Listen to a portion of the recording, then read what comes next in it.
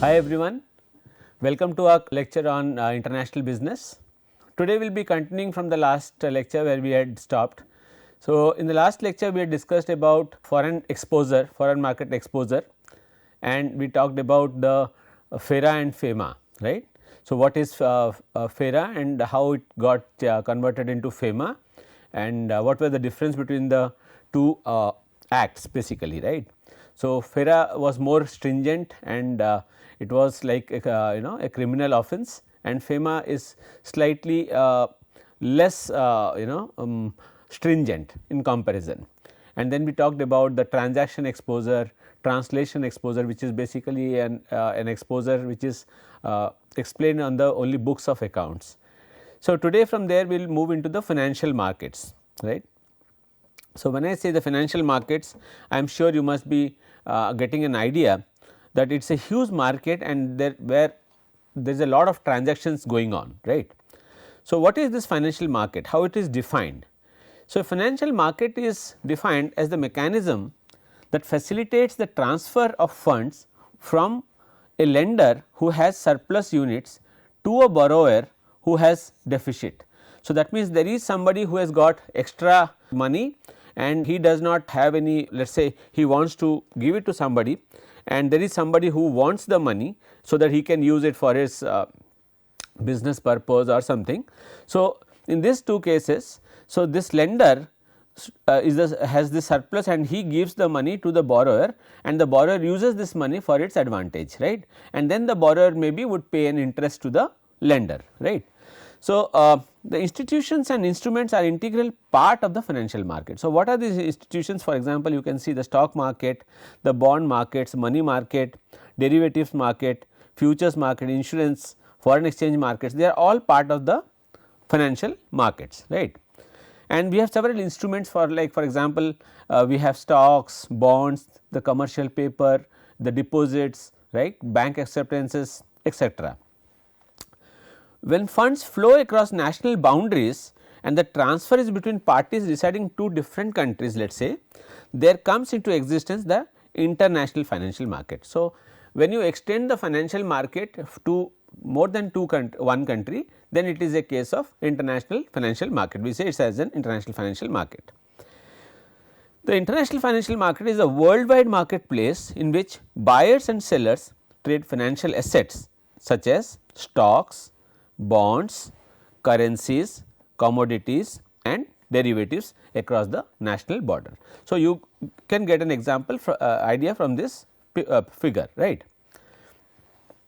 So, why it is important? Let us see, let us go with a basic example. Suppose x, right, suppose x, you are x and has you have rupees, let us say 1 lakh, but suppose there would have been no financial markets, what you would have done with this money? So, there is no option but to keep the money at home and get 0 return. So, you are not getting any return out of it. However, suppose there is a hotel owner, he wants this money to build more rooms, right, and so that he can earn more through, let us say, rents. Now, in such a case, this owner, hotel owner, would be ready to pay some interest on the money he borrows from you. So, in this case, the financial market exactly does that. It tries to connect the lender and the borrower. The financial markets are critical for producing an efficient allocation of the capital, right. So, efficiently it helps in allocating the resources, allowing funds to move from people who lack productive investment, as suppose you did not have a, let us say, productive investment, you had the money, but you do not know what to do. So, there are lots of people also, they do not know what to do with the money. So, in that case, when they do not understand and they do not have a productive investment opportunity, it goes to those people who now have them, who have this, who want to use this money and have an opportunity to invest it, right. They are running short of funds in that case. So, they are looking after such money, right. So, what does the financial markets also improve the well-being of the consumers, allowing them to time their purchases better, right. So, the financial markets are very dynamic and it allows the the customers, for example, the participants in the stock market, to get better dividends or better returns on their money which is lying idle. Okay. So, this is the basic importance. How does it function? So, there are two ways. You can see this side there are lenders, right, people who have saved some money. So, savers, lenders or savers.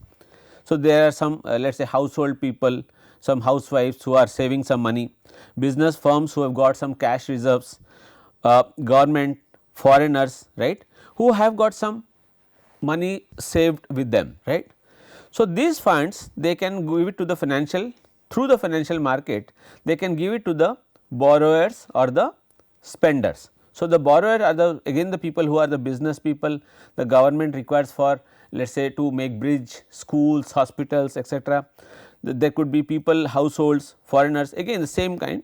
So, there are two ways you can see the financial market funds.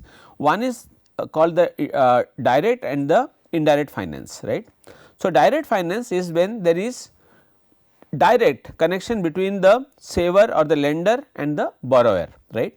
So, for example, you can trade it through the stock exchange, for example, let us say the stock exchange is a good example, where the shares of the companies are being traded and a person can directly buy, right, own or buy or sell it.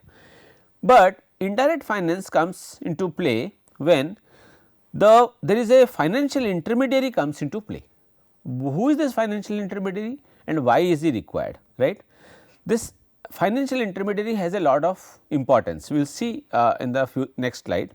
But when you go to this financial intermediary, when the fund comes, when the financial intermediary collects the fund and through the market it gives it to the borrower, then there is an intermediary, and because of this intermediary we are saying it is a case of a indirect finance, right.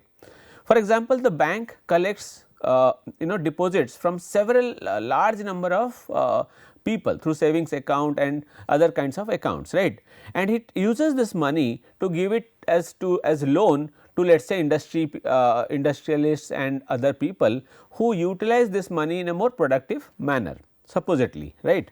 So, this is where the such institutions like the banks come into play, and this funding is called indirect finance. Okay.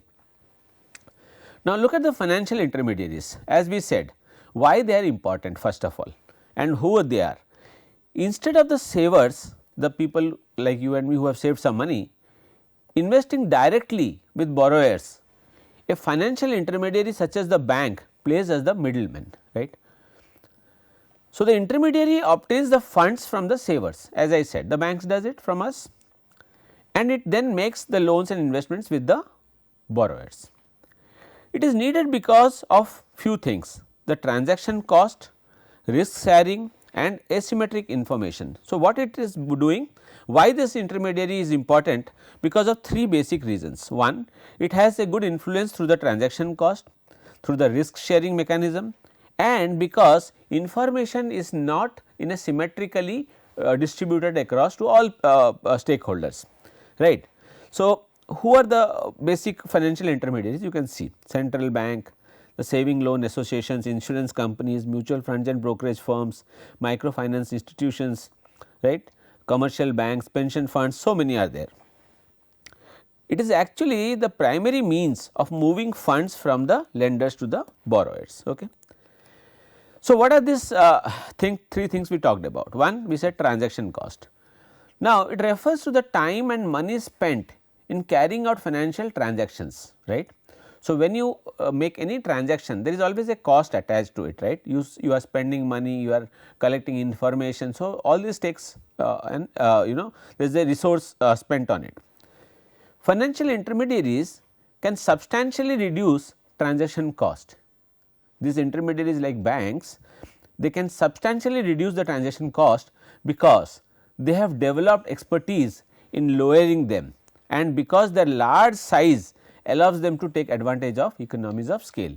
So, that is why it is always you can understand that when that is the how the reason the firms also came to existence, right, because there are firms and these firms can produce in large bulk. That is why what when it is when the resources are given to them and the resources are utilized by a firm is always more efficiently done than when it is done by a small player who may not achieve such high economies of scale, right. So, this is one advantage where the financial intermediaries help us. Second point is it helps in risk sharing. Now, what does it mean? Financial intermediaries sell assets with risk characteristics that people are comfortable with and then use the fund to purchase other assets that may have far more risk. This process of risk sharing is called asset transformation, that is, risky assets are turned into safer assets for the investors. Another way of risk sharing provided was through diversification. Financial intermediaries invest in a collection of assets whose return do not always move together, with the result that overall risk is lower than for the individual assets. So, many a times the investor, when it invests, let us say in an asset, one asset, if I directly put in an asset, let us say that asset could be a very risky asset, right. Suddenly the market may collapse and I may lose, as an investor I may lose all the money. But suppose I am going through a financial intermediary like for example, a bank, right, or a financial institution, then what happens, this financial institutions have got the expertise, right. So, they know now that what is best going to be done with this money. So, instead of me, if they put in the money in a better asset which is more safer, so then what happens, my risk of utilizing the money is lessened. Okay. So, that is how the financial intermediaries are very important, because they help in sharing the distributing the risk. Okay. Third thing is the asymmetric information. So, this is risk sharing and asymmetric information also connected, if you can understand, you will see that. When one party has more or better information, right. In fact, most of the things in this world happens because of asymmetric information. Financial intermediaries are usually better at credit risk screening than individuals, right, because they have more expertise. Therefore, reducing losses due to wrong investment decision making. So, suppose I do not know, for example, I would have put my money in, suppose buying some stock, let us say. So, suppose, or let us say putting in some real estate. Now, let us say the government is coming up with taxes in the real estate sector. So, now this effect could be negative, for example, for suddenly the real estate demand may go down, let us say assume. So, this information is always not distributed equally. So, the people who are involved, for example, these banks and the financial institutions and the real estate agencies and all, they are better equipped than an individual. So, in that case, this helps, they have developed the expertise in monitoring the parties they lend to. Suppose you are instead of you buying directly through the an asset, if you buy route it through the bank, it is much better, because the bank knows how to analyze and calculate the assets safety. Okay. Thus, reducing losses due to moral hazard. Now, what is moral hazard? The tendency to take on more risk because of the perception that one is protected from the consequences of doing so. So, this kind of things, it helps you helps an individual. So, the financial intermediaries have a very important role to play. Then we come from the, as we said, when the transaction happens across the border, it is called international financial market, right. Why international financial markets? Why use them? So, the investors and the borrowers. So, the investors invest in foreign markets to take advantage of the favorable economic conditions. So, suppose as we have learnt in some other classes, because there is a continuously dynamic market, right. So, and the currencies are changing, traders are doing business, and the currencies are, one is going against the other and it is going up, some is going down. So, in certain such situations, the investor finds that his money could be better utilized, would give better returns if it is put in another market, right. So, to take advantage of favorable economic conditions is one reason. Second, when they expect foreign currencies to appreciate against their own. So, if they feel that the foreign currencies are going to appreciate, so that would give them better return, so they would go for it. To reap the benefits of international diversification. So, diversification always reduces the risk, that is the biggest advantage. To capitalize on higher foreign interest rates. So, this is related, right. Now, what do the borrowers gain? To capitalize on lower foreign interest rates. So, suppose my domestic interest rates are very high. So, if I am getting money from some other markets at a lower interest, why not utilize it? when they expect foreign currencies to depreciate against their own. So, in such conditions the both investor and the borrower tend to use the international financial market, right. How are the financial markets classified? This is I can show you on terms of several ways: nature of claim, seasoning of claim, maturity, timing and organizational structure. 5 ways I have mentioned here. So, on terms of nature of claim, the financial markets are divided into debt markets and equity markets. So, debt market, as you can see I have written here, short term it could be or long term. When any instrument matures, the time of maturity is less than 1 year, it is called as short term, right. When the instrument the maturity time for the instrument is more than 10 years, it is almost 10 years or more than that. So, that is long term. Similarly, in the debt is always we can understand, debt is loan, basically borrowings, right. And equity market is the market where the one individual becomes an owner in the firm, right. So, suppose let us say you have, let us say you are a participant in the equity market, you own certain shares of or equity of Tata. So, you are a partial owner of Tata, that means the true meaning of it is the same, and you get regular dividends, right. So, in terms of seasoning, there is a primary market and secondary market. Primary market is where the the securities are often, the securities are first time are traded for the first time, right, first time. Okay. So, when the suppose for an example an IPO, as I have said, initial public offering. So, when the for the first time it is done, it is creating for the first time, it is called a primary. When it is then regularly traded, for example, in the National Stock Exchange or the BSE Stock Exchange, it is called a secondary market. In terms of claim also, basically when we understand financial markets, generally financial markets are shown like this. So, one is the money market and the other being the capital market. So, this is different way of understanding, that is all, and then capital market is again primary and this is secondary, it goes on, right. In terms of maturity of claim, this is again timing of delivery, in terms of delivery also on the timing, you can classify the market as a cash market or spot market, which is on the spot, right, immediate, or a futures market or derivative market, right. Finally, in terms of structure, either it is an exchange traded structure which is more centralized and all the routings are done through the centralized manner, for example, the BSE, NSE, New York Stock Exchange, etc., or an over the counter market which is a decentralized market, right, and for example, the forex market, right. So, the different ways of classifying the financial market. So, this is a diagrammatical representation. Okay. Money market, as we said, so there are two, when you divide the financial market, basically is divided into two types, one the money market, the other is the capital market. So, let us start with the first part, the money market. So, what is this money market? Money market is a mechanism facilitating and promoting transactions in short term funds. So, this is the key word, or financial instruments. So, the funds are for a short term purpose, used for a short term purpose. It is also known as cash investments because of the short maturities.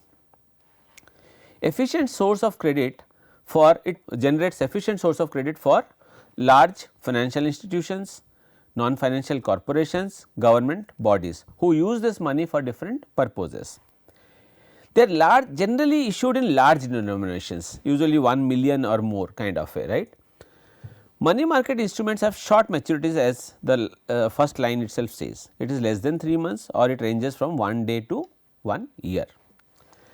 Money market can be defined as a market where lending and borrowing of short term funds are arranged, and it comprises the short term credit instruments and the institutions and individuals who participate in the lending and borrowing business.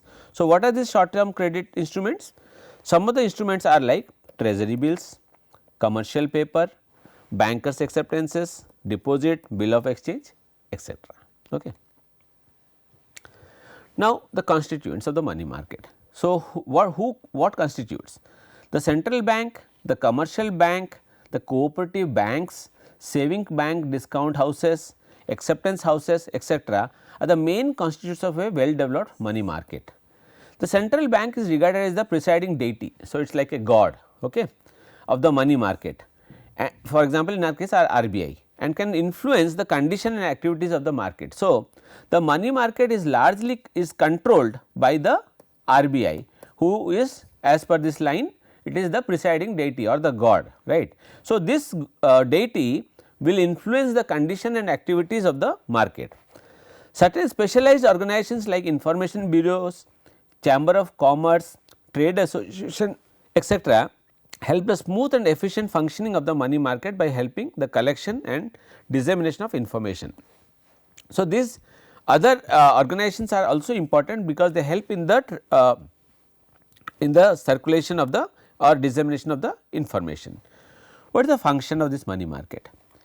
A money market augments an equilibrating mechanism for demand and supply of short term funds. So, somebody requires short term funds for a short term nature. So, here the money market comes into play, okay. Helps to minimize the excess and shortages due to the seasonal variations in the flow of funds. So, sometimes there is an excess, sometimes there is a shortage. So, this equilibrium is to be maintained, which is done through the money market. It enables the borrowers and the lenders, both parties, for short term funds to fulfill their borrowing and investment opportunities, right, at its efficient market clearing price. So, at a minimum so that it is a win-win situation for both the borrower also and the lender also. Main avenue for intervention by the central bank. So, central bank, in our case RBI, for influencing the liquidity and level of interest rates in the economy. So, this is where the RBI makes a lot of influence, creates a lot of influence. As it says, a money market functions like a dam, canal, irrigation system. Now, what happens here? Like a reservoir, it collects and augments the resources, right. So, like a reservoir in a dam, it collects all the water. So, in a dam collects all the water, in a reservoir, right.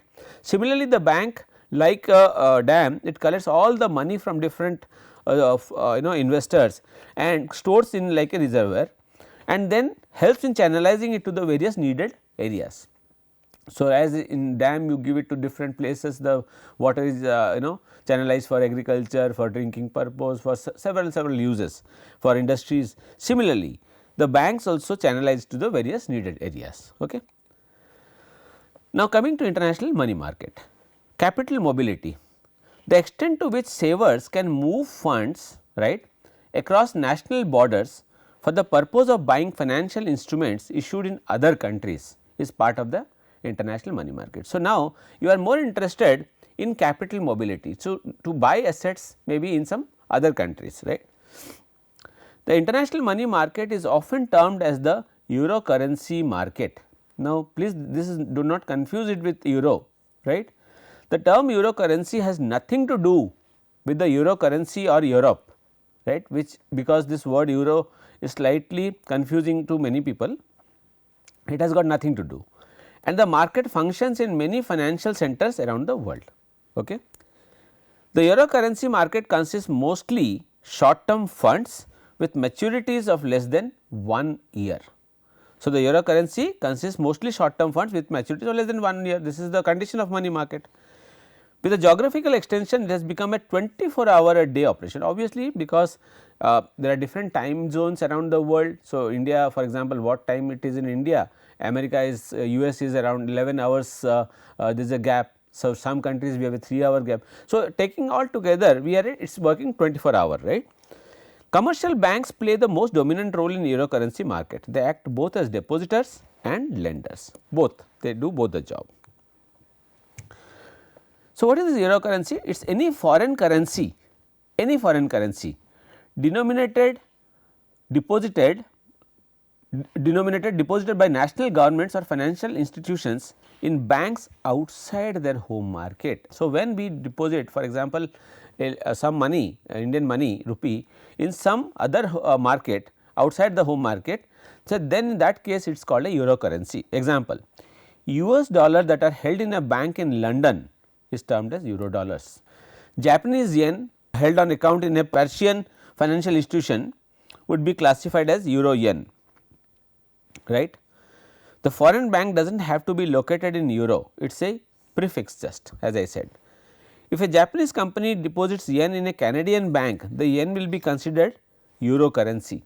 So, this is just an understanding. So, do not get confused with it. The euro currency market, the money market in which euro currency held in banks outside of the country where it is legal tender, that means as I said Indian rupee for example, is borrowed and lent by the banks. So, some outside market we are going to deposit it. Again the example, the Japanese company borrowing US dollars from a bank in France is using the euro currency market. Again let us understand, a Japanese company borrowing US dollars, right, it is borrowing, it needs US dollars for a trading purpose from, but where did it borrow from? From a bank in France. Why did it get it from France? The one reason is because at this time there is an interest rate advantage for the Japanese company to borrow it from France, right. So, this is called a euro currency market. It is made up of several large banks called euro banks that accept deposits and provide loans in various currencies. Euro currency loans are unsecured deposits credits because euro currency accounts are not controlled or managed by government's regulation, it floats freely. So, this is one thing that is of major interest. This currency accounts are not controlled or managed by the government's regulations. So, it is floating freely. So, these are unsecured credits basically. The interbank rate, for example, the interbank interest rates that is used most often in international loan agreements include. Now, for example, when we are talking about interest bank rates, so we are talking when any company wants to get money for example, or any government wants to get money. So, when you talk about international money markets, so what are the interbank rates, that is very important to understand, right. So, interbank interest rates or benchmark rate is often used in international loan agreements. So, they can be like for example, LIBOR, the London interbank offered rate. That means what? When you want to make a transaction, what is the exchange rate? How do you what is the exchange rate that you want to that you will get money, let us say. So, LIBOR is London interbank offered rate, PIBOR the Paris interbank offered rate, Singapore interbank offered rate or the Mumbai interbank offer rate, right. So, what it is, let us see. So, let us go with the most popular one. The LIBOR is an acronym for London interbank offered rate, right, is the benchmark interest rate that banks charge each other, that the banks charge each other for overnight, 1 month, 3 months, 6 month or 1 year loans, right. So, this is something that many people are not aware how the banks get money from outside, some other banks outside, right, on basis of maybe the London interbank offered rate. So, what is this? It is the benchmark for bank rates all over the world, right, it is a very standard practice. The banks use the LIBOR interest rates as the base rate, right, when setting the interest rates for loans, savings and mortgages. So, when the banks would like to give loans to others, on what basis would they give? So, they have a base rate, this base rate is the LIBOR interest rate, right,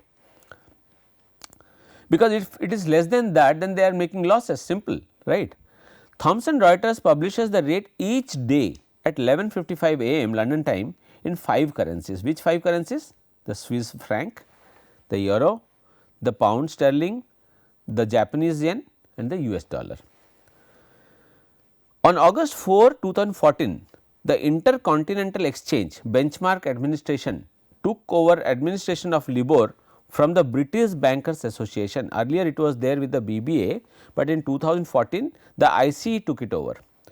The ICE calculates the rates based on submissions from individual contributor banks. Now, how it is calculated we will see. A panel of 11 to 18 contributor banks are used for calculating the LIBOR, right. So, there are 11 to 18 contributory banks, right. So, all the banks which are part of the exchange system of the trading system, right. So, LIBOR calculation, how it is done? So, the LIBOR interest rates are not based on actual transactions. What it is saying? The LIBOR interest rates are not based on the actual transactions. So, then what it is based? On every working day at 11:55, the panel banks inform Thomson Reuters for each maturity at what interest rate they would expect to be able to raise a substantial loan in the interbank money market at that moment. So, what it is saying? At a particular time 11:55 when the information comes, right.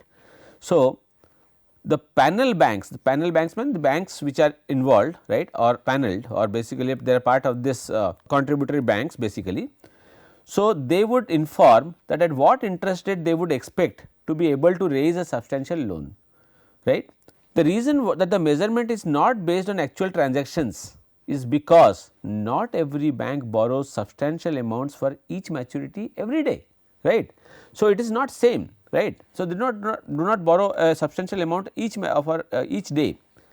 LIBOR rate is calculated using a trimmed arithmetic mean. Now, I will solve a problem next. Once Thomson Reuters has collected all the rates, right, of these banks or which they can get the loan, right, to at which they will be able to raise a loan, right.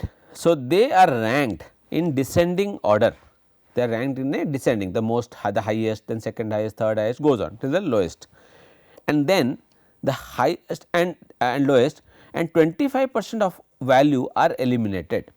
What it does? They are ranked in descending order and then the highest and lowest 25%. So, the highest 25% and the lowest 25% are eliminated, right. An average is calculated of the 50% remaining mid values in order to produce an official LIBOR rate. Why it is done? Why they are eliminating 25% of the top and bottom? Simply just they want to get rid of any effect of outliers, any extreme value should not affect them, right. Let us see this. This trimming at the top and bottom quartiles allows for the exclusion of outliers from the final calculation.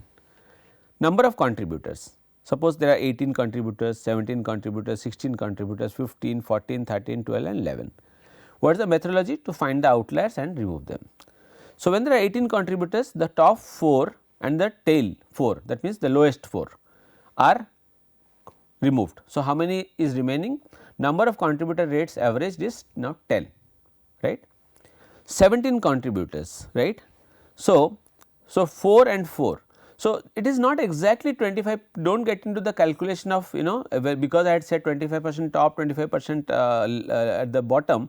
So, do not get into that exact calculation, but generally what they do is they take the first 4 and the last 4, right. If it is 16, 17 or 18 or even 15 contributors, but once it is less than 15 contributors banks, then for example 14 contributors, what they do? That 3 and 3, so 3 6 is almost what percentage of 14?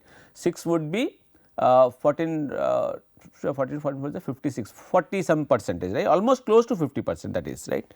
So, this is what they do, right. So, this is the number of contributor rates averaged. Now, say this is the bank 1 who says they can get raise a loan on 3.9% interest rate. Bank 2 says 3.5, bank 3 says 3.1. These are the lending the loan raising interest rates, right. So, say a group of 14 member banks propose the following as 1 year LIBOR rates. Okay. So, what is the average? 3.9, 3.5 goes on till 2.8 divided by 14. So, this is my average. Now, in this case let us say to calculate the LIBOR, a 10% trimmed mean is taken. So, the data are arranged like this, and instead of now 25.44, what we will do? 10% of 14. So, trimmed 5% of the data from the upper and lower end. This decision has to be taken.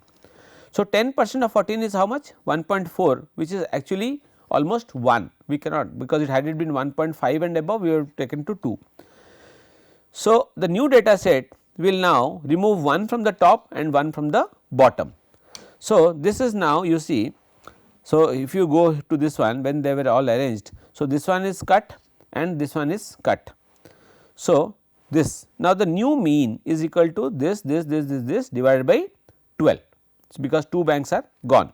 So, the new interest rate is the new LIBOR rate is how much? 3.175.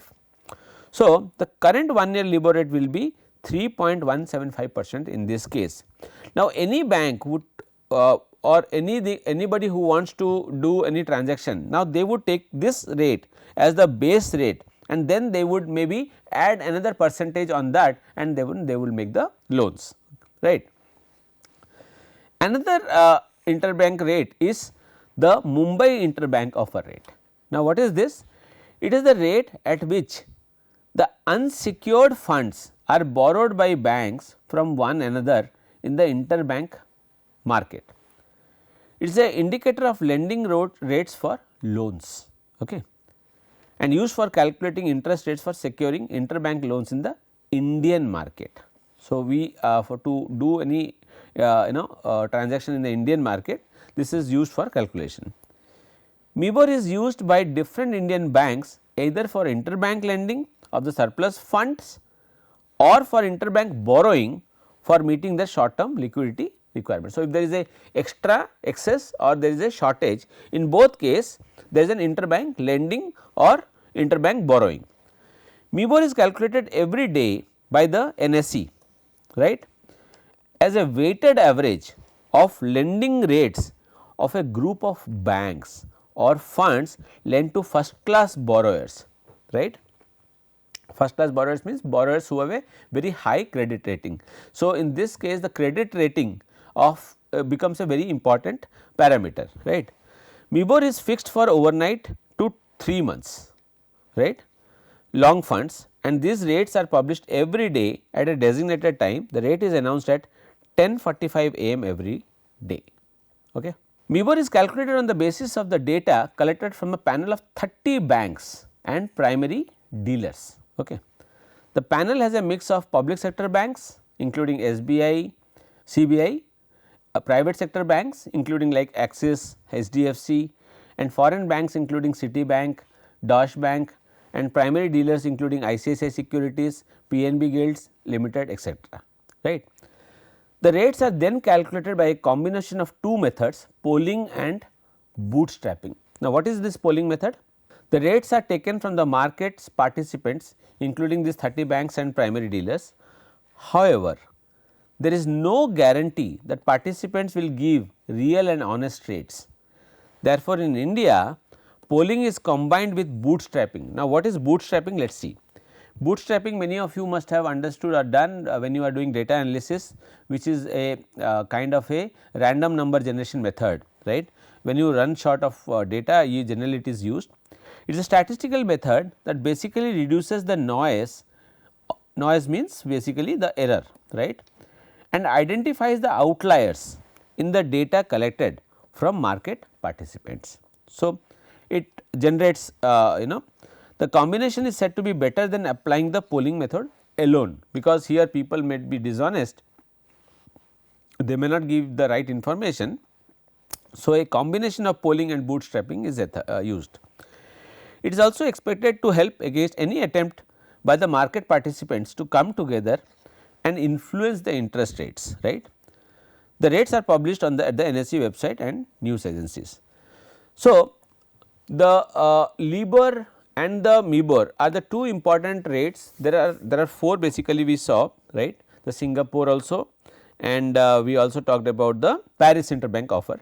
So, these are the different interbank offer rates which is largely utilized by the in the international money market, and the interbank loans are calculated when somebody is offering a loan of a lender or a deposit is being made. So, this interest rates are calculated on basis of this methods, right, this calculation methods, LIBOR or MIBOR or for Paris interbank rate or anything, right.